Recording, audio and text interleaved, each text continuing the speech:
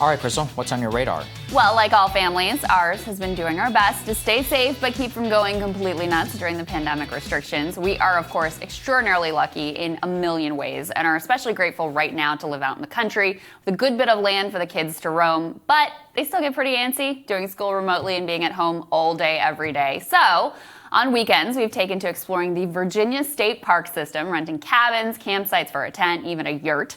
Given my socialist leanings, I suppose it's rather on brand for me to decide to spend our getaways at government-run campgrounds, but I've actually been blown away by just how well run they are. It's not a luxury experience, of course, by any stretch, but every park we've been to has been exceptionally thoughtfully appointed and well maintained. This weekend, we found ourselves at Twin Lakes State Park, that's down in Prince Edward County, Virginia, a place that may ring some bells if you know much civil rights history. Prince Edward County closed and locked their public schools for 5 years rather than integrate them. A lawsuit brought by a black student there was rolled up into the case that actually became Brown versus Board. Twin Lakes State Park, I came to learn, had its own fraught history. After a black resident sued the state over the fact that Virginia state parks at that time were completely closed to black residents, they were forced to open a separate but equal facility for black Virginians. Thus, Prince Edward State Park for Negroes was opened in 1950. The other nearby lake was kept for whites only. After segregation ended, the two lakes were ultimately merged into Twin Lakes State Park, where my family and I stayed. Now, putting all of that together, the thing that I kept coming back to was actually very basic: the incredible power of government. For good, like the CCC building these dams and parks; for evil, in enforcing segregation as they did; and for things like Prince Edward State Park for Negroes that were a real mixed bag, of course. But that county, their schools, the park itself, and the very cabin I was staying in were all a direct result of federal and state government intervention, a collision course of sorts between the New Deal era and the Civil Rights era. Now, we're headed into another neoliberal administration with its philosophical opposition to large-scale government efforts for change. Ever since Bill Clinton declared that the era of big government was over, the neoliberals running the Democratic Party have become almost as contemptful of government action as the Republicans. The predictable consequence is corporatism run completely amok. Vast monopolies dominating virtually every industry, rich banksters running their Wall Street casino, wholly divorced from the well-being of the public, jobs, unions, and wages all sacrificed on the altar of GDP growth. Even the much-vaunted Obamacare was just a giant giveaway to the health insurance industry cooked up by private equity ghoul Mitt Romney and the free marketeers at the Heritage Foundation. But you don't have to look back to the New Deal era or even the Civil Rights era to see how government can, in fact, be harnessed for good. Buried within the layers of 2020 turds is a remarkable success story playing out right before our very eyes. New York Times has a fantastic story out about the race for a vaccine and how incredibly involved the federal government has been in getting a few different candidates ready to go. The article looks in particular at Moderna and also at Pfizer, whose vaccine candidates are barreling towards approval and ultimate distribution. Both were part of Operation Warp Speed, but Pfizer, with its massively larger balance sheet and larger overall operation, decided not to take that direct government subsidy. They did, however, benefit from a $2 billion federal government purchase guarantee if they were able to produce a successful vaccine. I was relatively floored, though, by the extraordinary level of direct and highly effective coordination between the smaller Moderna and the federal government. Moderna was told by Dr. Fauci that money was no object and to spare no expense in the service of speed. They were also assigned a Defense Department official, executives would only describe to the Times as the Major, who cleared seemingly insurmountable logistical hurdles for them.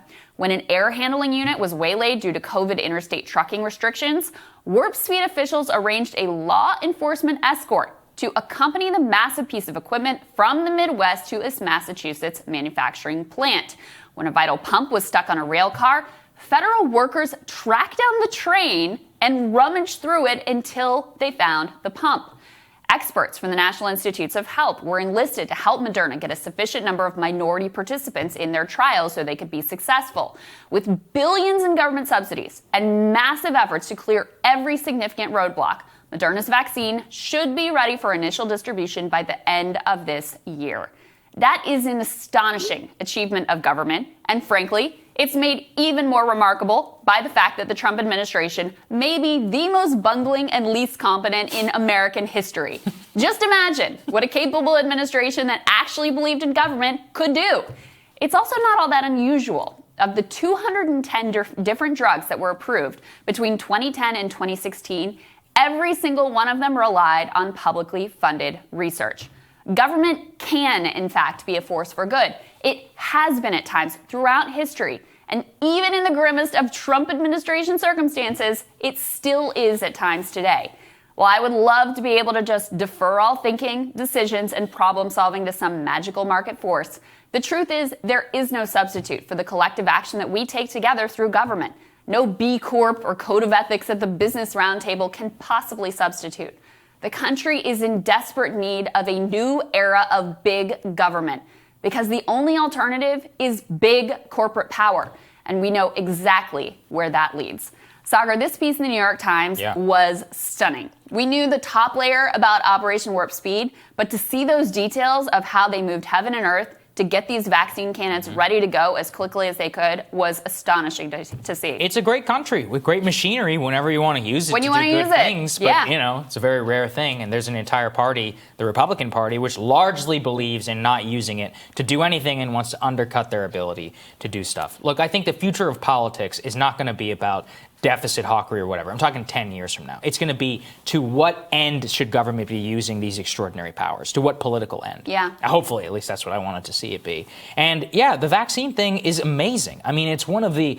We did this in so little time with breakthrough technology, mRNA vaccine, with large-scale human trials, unlimited amounts of funds, in what, like 9 months? That's incredible. I mean, it's never happened before. So much so that there's a backlash because people are like, it's a little bit too fast. And look, there's no evidence to suggest that there's anything wrong with either of those vaccines. And they've all been tried on, at this point, tens of thousands of people. By the way, breaking news this morning, AstraZeneca has a candidate ready to go, the same thing. So now we might even have price competition whenever, not that it matters about price, but I'm saying, look, now we might have 3 different vaccines, all with different refrigerations. Maybe one is better for Africa. Maybe one is better for the United States, our hospital system. Maybe one is better for, New Zealand, whatever. That's good. This is a very good thing. Now, let's do it, but for everything. We have a lot of big problems in this country.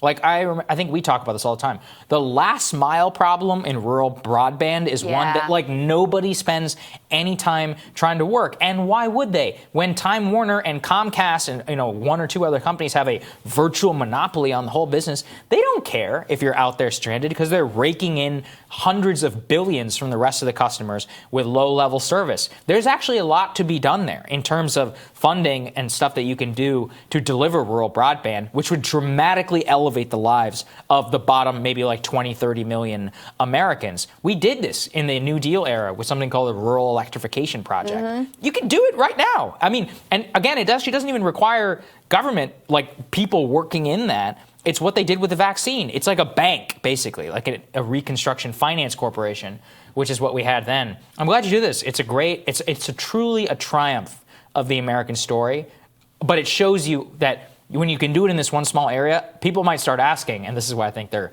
going to be upset about it. They're like, wait, if you can do that for this, why don't you do it for everything? Right. Yeah. Well, and there was an interesting back and forth that we covered with Pfizer. Oh, that's right. Where they wanted to be like, no, we did this all on our own. It's like, no, wait a second, you got $2 billion in guaranteed purchases from the federal government. You didn't do this on your own. Like, give me a break. And there was also regulatory, all sorts of hurdles that were removed from them as well. But because they were so large, they did have more capacity. They didn't have to take the direct government subsidies. Moderna was basically a startup. Yeah. And so they were like, look, we've got to rely on you. And it really paid off for them. I mean, everything down to like finding that train with the needed pump. It was amazing. And rummaging through it. It's absolutely incredible to behold. And, on the political piece of this, if Trump had spent more time, how is it that he's not the one telling us about this and talking it up, that we have to learn about it from the New York Times? Everything we got from him was always trashing these people who were doing some of this work. And so I think for him, look, it's a tremendous missed political opportunity. But I think your point's exactly right, which is that, look, the more the word gets out that the government, even under an administration that has been extraordinarily contemptful of government, a party that's been extraordinarily contemptful of government, can do this type of incredible work, what else might they be able to do? Exactly. All right, more Rising for you after this.